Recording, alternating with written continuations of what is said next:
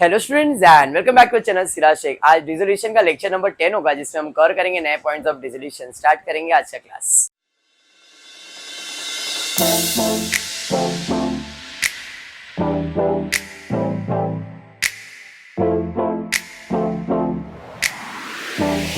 Start करेंगे आज का क्लास और आज के क्लास में हम कवर करने वाले हैं ऋतिक टिडिंग टिडिंग ध्यान दे बेटा। हम कवर करने वाले dissolution of all the partners. Lecture number 10, lecture number 11 और एक लेक्चर होगा जिसके अंदर dissolution of all partners cover करेंगे। पूरा टॉपिक हमने विद जर्नल एंट्री हर सम किया है। मैंने कोई भी टॉपिक को सिर्फ लेजर या सिर्फ जर्नल नहीं करवाया। जितने भी सम 10 सम 11 सम जो भी हुए तुम्हारे, वो सब तुम्हारे जर्नल एंट्री विद लेजर हुआ है। आज तारीख है तुम्हारा 2 अक्टूबर, याद रखना। पूरी फैमिली कहाँ गई थी पता है? 2 अक्टूबर को क्या हुआ था? सत्संग के लिए गई थी। क्या बात है, वेरी गुड, याद है ना तेरे को? और 3 अक्टूबर को आ गए थे, याद है ये बात? आपको याद है? ये आउटडेटेड लोग ना, इनको क्या मालूम। तुमको मालूम है? छी छी रे, कैसा इंसान है, इसी ने भेजा था ना। ड्राई डे नहीं है, समझ में आया? ध्यान दो वापस एक बार। सी, आज 2 अक्टूबर है। अगर आप आपके एग्जाम्स की बात करो 12, मोस्टली 21 फेब को होने वाला है। अगर देखने जाओ तो अक्टूबर का अभी भी तुम्हारे पास 28 डेज है, 29 डेज, 29 डेज है। फिर नवंबर के 30 डेज है। 20 दिन भी पकड़ता हो, संडे छोड़ दो तुम, 4 संडे निकाल दो तो भी तुम्हारे हाथ में 20 दिन तो बचेगा इस महीने में। अगले महीने के 20 दिन, उसके बाद के 20 दिन दिसंबर, और उसके बाद के 20 दिन जैन तक 60 डेज हो जाएंगे। मैं एक टेंटेटिव बता रहा हूँ, जबकि ज्यादा ही होंगे। मैं 20 दिन पकड़ने बोल रहा हूँ।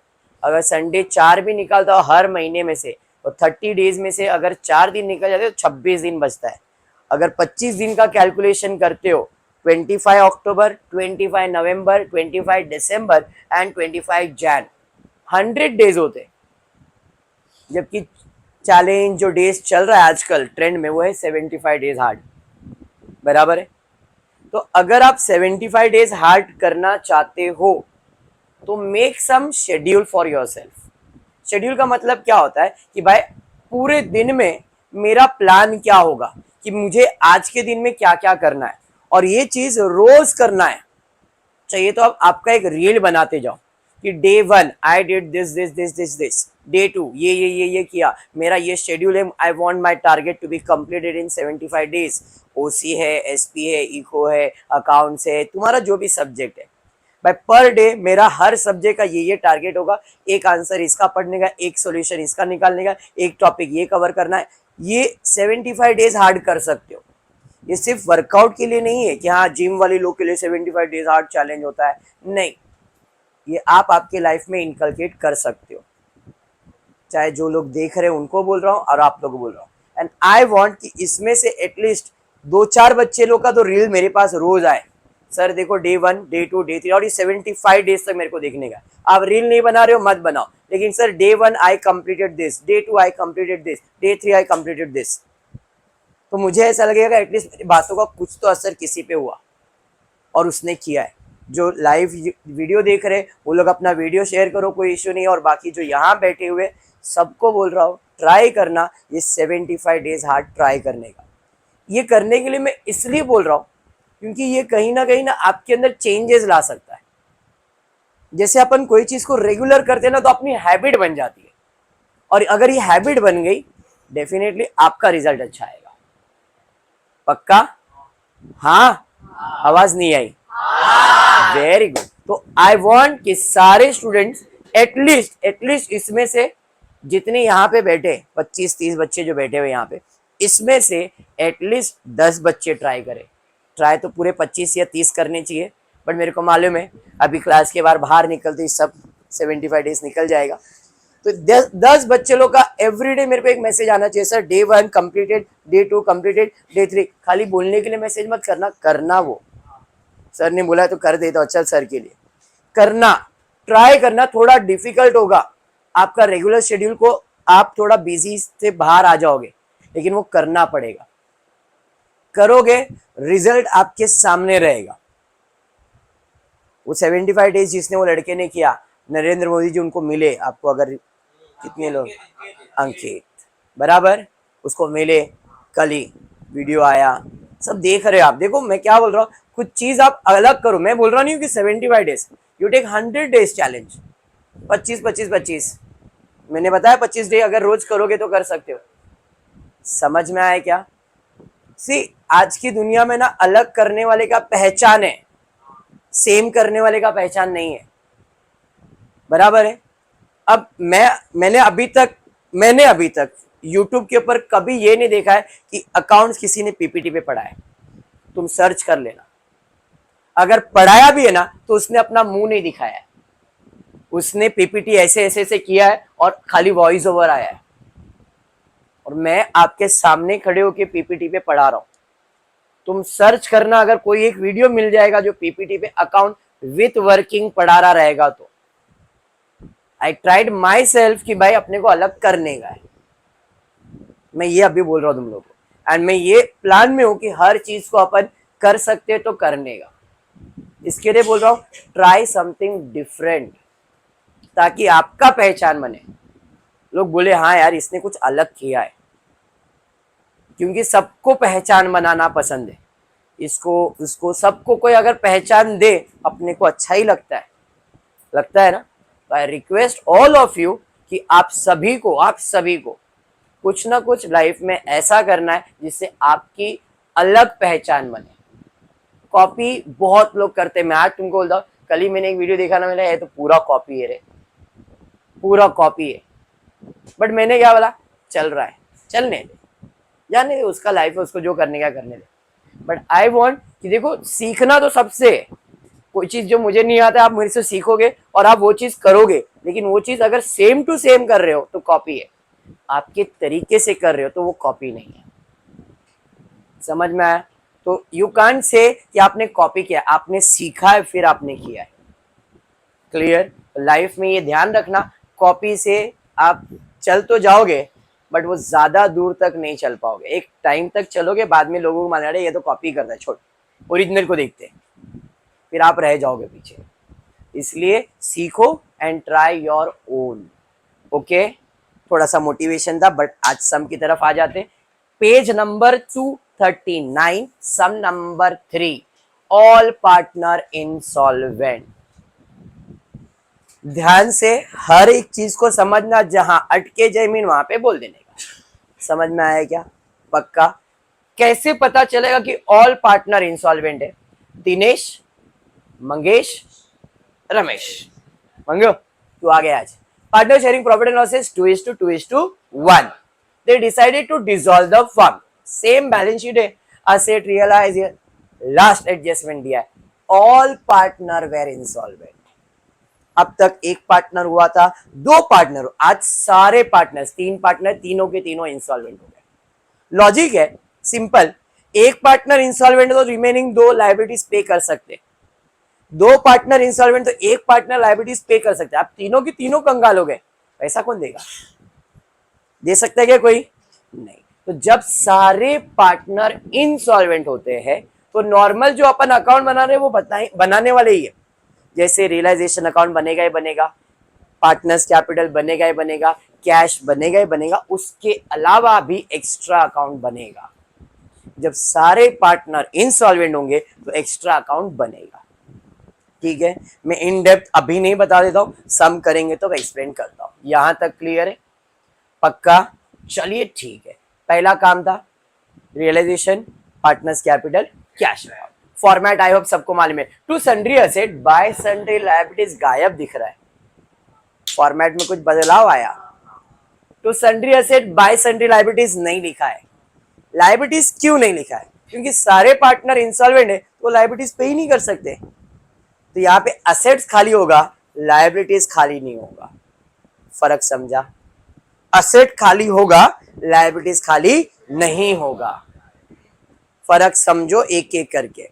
असेट्स खाली किया, लायबिलिटीज खाली नहीं होगा। To cash bank, to cash और बैंक में एक ही बार लिखा है मैंने, 2 बार आ सकता है इधर, ऐसा कुछ नहीं है। टू कैश और बैंक, टू कैश और बैंक, बाय कैश और बैंक, ये सेम ही रहेगा। मोस्टली यहाँ पे एक में एडजस्ट हो जाता है, लेकिन उधर कोई चेंज करने की जरूरत नहीं है। टू कैश और bank, by realisation, by cash और बैंक, टू रियलाइजेशन, सेम। मैंने 2 बार लिखा है इसलिए 2 बार, अगर उधर 3 होता तो मैं इधर 3 बार लिख देता। फॉर्मेट वही है, पक्का। चलिए फिर स्टार्ट करते हैं स्टेप नंबर 1। क्या है? बैलेंस शीट खाली करो, सब एसेट्स खाली करेंगे। Building, computer, debtors, goodwill, bank. Bank कहाँ जाएगा? Cash bank. बाकी सब एसेट्स इधर आ जाएगा। तो to sundry assets, building, computer, debtors, goodwill, देख लो सेम अमाउंट बराबर है। बैंक यहां पे आ गया। Any doubt till here? Liabilities खाली करेंगे, कैपिटल खाली होगा, कैपिटल में जाएगा। अब क्रेडिटर्स और बिल्स पेबल खाली करना है, यहां नहीं जाएगा। हमेशा याद रखो, जब सारे पार्टनर इंसॉल्वेंट होंगे तो जितनी लायबिलिटीज है आपकी, 1 2 3 4 5, जितनी लायबिलिटीज है उतना अकाउंट बनेगा। जितनी लायबिलिटीज उतना अकाउंट। आपके पॉइंट ऑफ व्यू से 1 2 3, इससे ज्यादा लायबिलिटीज नहीं देंगे वो लोग। समझ में आएगा? इधर कितनी लायबिलिटीज है? कौन सा है? क्रेडिटर्स अकाउंट बनाया, बिल्स पेबल अकाउंट बनाया, मतलब वहां खाली नहीं करने का, उनके अकाउंट में। जैसे कैश वहां खाली करते हैं क्या? नहीं। अकाउंट बनाया तो अकाउंट में गया, तो वैसे ही लायबिलिटीज का अकाउंट बनाने का और उसका बैलेंस लायबिलिटीज में डाल देने का। मतलब क्रेडिटर्स का बैलेंस कितना है? 80, बिल्स पेबल का कितना है? 40, लायबिलिटी मतलब क्रेडिट, तो यहाँ पे आ गए बाय बैलेंस। उसके अलावा जब ऑल पार्टनर इंसॉल्वेंट होगा और कैश अकाउंट कभी टैली नहीं होगा। टैली करने के लिए एक नया अकाउंट बनाएंगे जिसका नाम है डेफिशिएंसी अकाउंट। क्या नाम है? Deficiency account. इन शॉर्ट, जब ऑल पार्टनर इंसॉल्वेंट है, 1 अकाउंट, 2 अकाउंट, 3, ये तो बनता ही है। उसके अलावा जितनी लायबिलिटीज है उसका अकाउंट बनेगा, एंड और एक अकाउंट बनेगा जिसका नाम है डेफिशिएंसी अकाउंट, और ये अकाउंट टैली होगा। नॉर्मली कैश टैली होता था अपने नॉर्मल सम में, 1 पार्टनर 2 पार्टनर सिंपल में सब वही टैली होता था, बट इधर डेफिशिएंसी टैली होगा। दिमाग में बैठ गया? पक्का? हाँ, चलो बस। पहला काम था बैलेंस शीट खाली करने का, सब एसेट्स खाली किया। लायबिलिटीज के लिए लायबिलिटीज का अकाउंट बना के खाली किया, बैंक में चला गया। डन, सिंपल था इतना। Any changes? खाली ये अकाउंट बन गया और कुछ नहीं हुआ। डन है? पक्का? लायबिलिटीज का बैलेंस क्रेडिट साइड पे जाता है? हाँ है। चलिए एडजस्टमेंट पे जाए। एडजस्टमेंट में क्या दिया? Adjustment, the firm was dissolved on the about it and the following results of realisation. Asset were realise, asset बेचा, बिल्डिंग बेचा, कंप्यूटर बेचा, डेटर्स बेचा, और कुछ बेचा क्या? नहीं। बिल्डिंग बेचा, कंप्यूटर बेचा, डेटर बेचा, सब आया था डेबिट। जाएगा तो क्रेडिट, जाएगा तो क्या आएगा? पैसा। तो बाय कैश और बैंक में बिल्डिंग बेचा, कंप्यूटर बेचा, डेटर्स बेचा, बराबर है। कितने में बेचा? बिल्डिंग 40 में, कंप्यूटर 30 में, डेटर्स 10 में, 70 एक 80,000। इधर क्रेडिट और पैसा आया तो कैश अकाउंट डेबिट में रियलाइजेशन।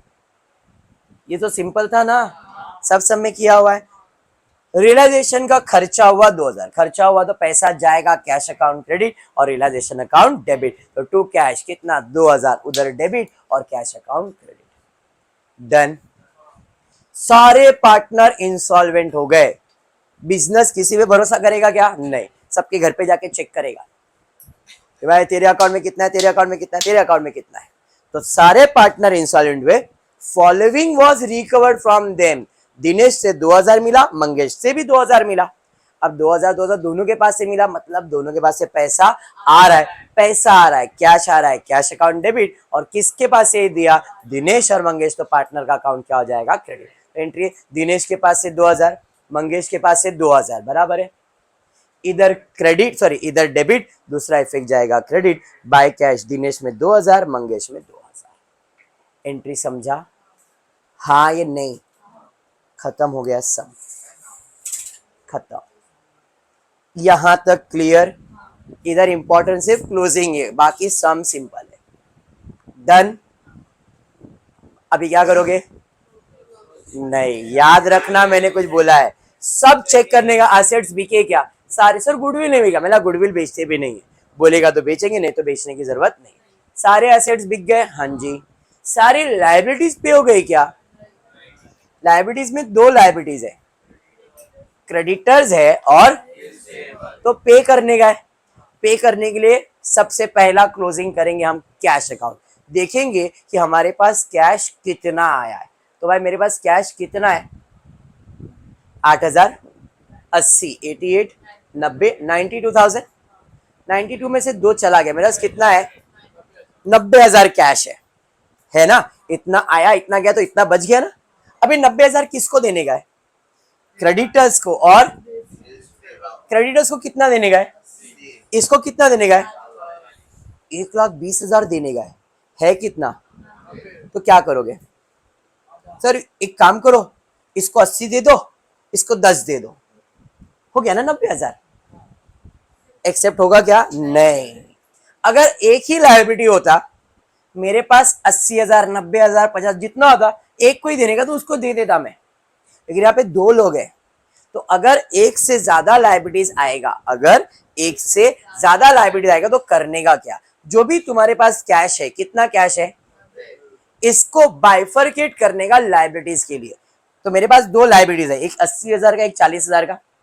हाँ, मैंने इसका रेशियो निकाला, 4040 कट हुआ, क्या आया? 8:4। हाँ, 4 1 जा, 4 2 जा, तो रेशियो क्या आया?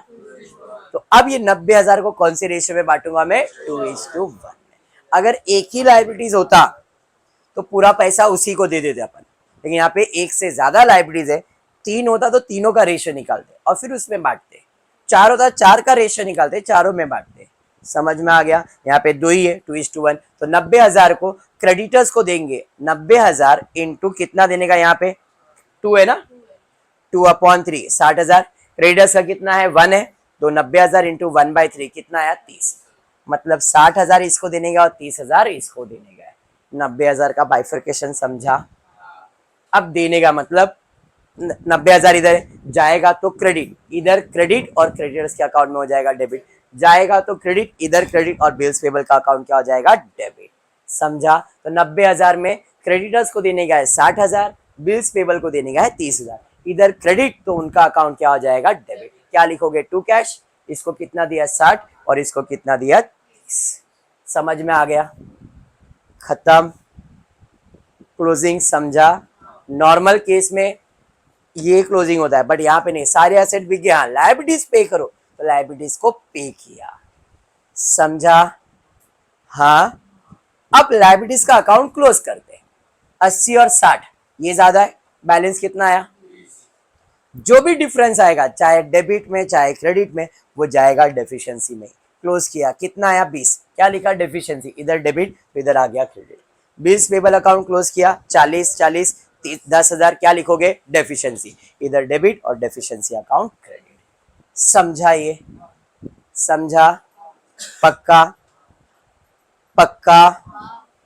देखो सब क्लोज। अब रियलाइजेशन अकाउंट क्लोज करना है। 1,80,000, 1,80,000, 80 गया, 1,00,000 बचेगा, 2:1 में बांटेंगे, 40 40 20। इधर क्रेडिट, तो उनका अकाउंट हो जाएगा किधर? पार्टनर्स का अकाउंट हो जाएगा डेबिट। बराबर। अब एक एक करके अकाउंट क्लोज करेंगे, यही ज्यादा लग रहा है। 40,000, 28 माइनस करूंगा 12,000, 40,000, 24 माइनस करूंगा 16,000, 20, 2,000। इधर क्रेडिट, तो इधर क्या लिखने का? कैश नहीं रे बाबा, अब तक कैश लिख रहे थे, अभी क्या लिखने का? डेफिशिएंसी। यहाँ पे क्रेडिट तो डेफिशिएंसी अकाउंट। देखो टैली हो गया। ऑल पार्टनर डिसोल्यूशन समझ में आया? क्या किया? समझा? वापस से चाहिए तो समझो। असेट्स खाली किया, लायबिलिटीज खाली नहीं किया, लायबिलिटीज का अकाउंट बनाया और उसके अकाउंट में डाल दिया। फिर सब असेट बेचा, रियलाइजेशन किया, फिर देखा सारे असेट्स बिक गए, सारी लायबिलिटीज पे हुए नहीं, तो लायबिलिटीज पे करने के लिए सबसे पहला कौन सा अकाउंट क्लोज किया? कैश। देखा कितना पैसा है। अगर लायबिलिटीज से ज्यादा पैसा है तो टेंशन नहीं है। फॉर एग्जाम्पल यहाँ पे 1,40,000 बैलेंस आता, तो इसको देने का था 80, भाई तू 80 ले ले, तेरे को देना था 40, दे दिया, फिर बचता 20,000, तो 20,000 का क्या करता? पार्टनर को दे देता। लॉजिक है। अगर मेरा इधर बैलेंस 1,40,000 आता तो मुझे देना कितना था? 80। 80 और 40 कितना होता है? 1,20,000। मेरे को बैलेंस कितना है कैश में, 1,40,000 है मेरे पास, तो 1,40,000 में 80 इसको दे दिया, 40 इसको, फिर भी 20,000 बचा है, तो 20,000 में किसको देता, पार्टनर को। मतलब यहाँ पे बाय क्रेडिटर और by bills payable, by partners का भी नाम आ जाता, और वो 20,000 कौन सी रेशियो में बटता, 2:1 में, इधर क्रेडिट और उनका अकाउंट हम कर देते डेबिट। अगर होता तो ऐसे आने के चांसेस बहुत कम, ऐसा आएगा ही नहीं, विजुअलाइजेशन मतलब पैसा कम ही रहेगा। समझाइए, हाँ पक्का। 90% अपने को जितना देना है उससे कम ही रहेगा पैसा, और वो अपने को लाइबिलिटीज के रेशियो में ही बांटना है। डन है, पक्का, 100% समझा है, तो मैं आगे बढ़ता हूं। Done. Ledger sorry journal entry और कम हो जाएगा अभी जरा, लेकिन क्लोजिंग पे ध्यान देना। सबसे पहला असेट्स खाली करेंगे, असेट खाली किया, कहाँ गया, रियलाइजेशन में।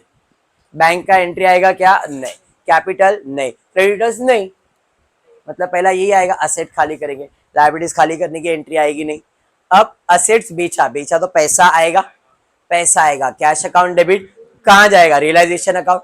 80,000 80,000 कैसे, 40 30 और 10 बराबर।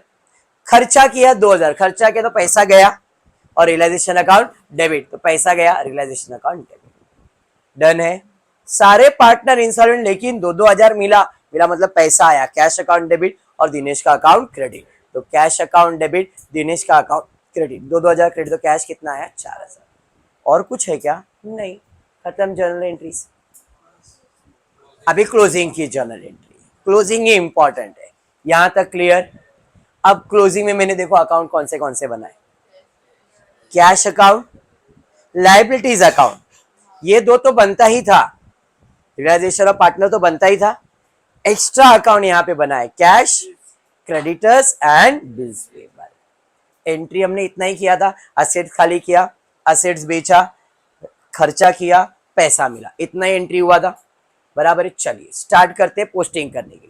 रियलाइजेशन अकाउंट डेबिट, तो रियलाइजेशन अकाउंट डेबिट, बिल्डिंग में कैश बनाया, कैश अकाउंट डेबिट कितना, 80,000, रियलाइजेशन बनाया 80,000, रियलाइजेशन बनाया 2,000, फिर कैश बनाया 2,000, कैश बनाया 4,000, दिनेश बनाया है क्रेडिट, क्रेडिट, इतना पोस्टिंग क्लियर।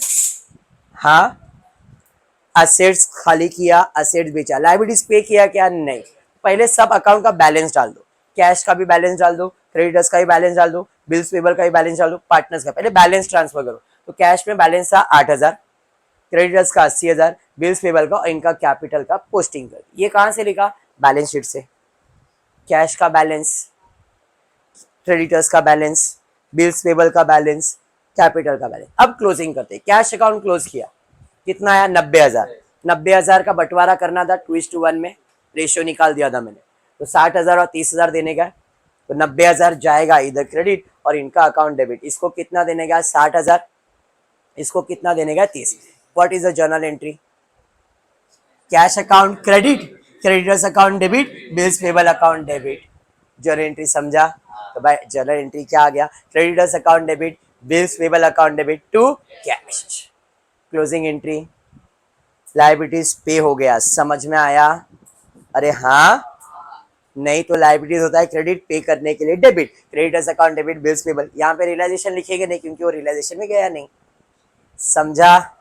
लायबिलिटीज पे हो गया, अब इनका अकाउंट क्लोज करेंगे, कैश तो टैली हो गया, क्रेडिटर्स अकाउंट क्लोज किया, 80,000 80,000, बैलेंस कितना आया, कहाँ जाएगा, डेफिशिएंसी में, बनाया क्या अपन ने, नहीं, इधर डेबिट तो डेफिशिएंसी अकाउंट क्या हो जाएगा, क्रेडिट, तो जर्नल एंट्री है creditors account debit to deficiency, creditors account debit to deficiency account, समझा। बिल्स पेबल क्लोज किया, 40 40, कितना बैलेंस आया, 10, कहाँ जाएगा, डेफिशिएंसी में, वापस इसकी एंट्री है bills payable account debit to deficiency account, समझा। भाई साहब एक्स्ट्रा हो गए, अब नॉर्मल इधर आ जाते, कौन सा साइड ज्यादा है भाई, यही ज्यादा है, 1,00,000, इधर क्रेडिट तो पार्टनर्स का अकाउंट हो जाएगा डेबिट, जर्नल एंट्री क्या है, partners account debit to realisation, partners account debit to realisation, समझ में आया। उसके बाद इनका अकाउंट क्लोज करेंगे, 40,000 12,000, 40,000 16,000, 20,000, क्लियर है। इधर क्रेडिट ये कहां जाएगा, डेफिशिएंसी में डेबिट, तो डेफिशिएंसी अकाउंट डेबिट 30,000, हाँ 12 16, ये इसका टोटल 30,000 आता है, समझ में आ गया क्या? पक्का समझा? जर्नल एंट्री में असेट खाली किया, असेट्स बेचा, खर्चा किया, इंसॉल्वेंट से पैसा मिला, फिर क्लोजिंग एंट्री। क्लोजिंग में कौन से रफ अकाउंट बनाया, समझ में आया? कैश और लायबिलिटीज का अकाउंट बनाने का। बाकी ये दो तो बनता ही है। पक्का समझा? एक सम नहीं, और सम करेंगे ऑल पार्टनर तो कॉन्फिडेंस और बढ़ जाएगा। But compare to all partner ये थोड़ा और सिंपल होता है if your base is clear. अगर बेस अच्छे से क्लियर है तो ये लगेगा हाँ कर सकते हैं, और एग्जाम में ये आने के चांसेस है। ऑल पार्टनर इंसॉल्वेंट, एक पार्टनर के चांसेस कम होते हैं, दो के कम होते हैं, लेकिन ऑल के ज्यादा होते हैं। समझ में आया? अगर ऑल आया तो लेजर ही पूछेगा, जर्नल के चांसेस भी कम है, बट फिर भी लेजर और जर्नल एंट्रीज करके रखो। ठीक है क्या? आज इतना ही करते हो। फुली वीडियो पसंद आया तो प्लीज वीडियो को लाइक कर देना, फ्रेंड्स ग्रुप में शेयर करना, चैनल को सब्सक्राइब करना। Thank you for watching the video.